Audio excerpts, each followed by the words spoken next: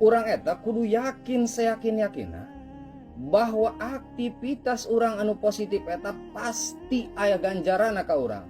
Boh ngaji anu berupa di dunia nyata atau di sosmed.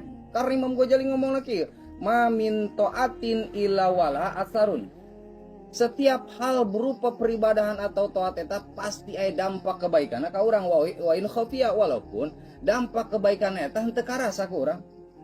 Falahu thawabun la mahlata. Bahkan pasti setiap aktivitas anu positif eta aya ganjarana ka urang. Ngaji walaupun teu bisa-bisa tetep aya kebaikan ka urang. Kayak pinter urang ngaji mah.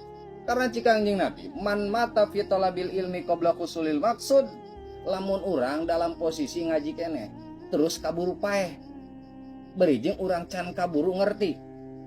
Khalaqallahu ta'ala malakan aliman yu'allimuhu ila yaumil qiyamah. Maka di alam kubur ke Allah eta ngutus hiji malaikat anu cerdas, tujuanna naon? Ngalatih urang ngaji sampai poenan kiamat.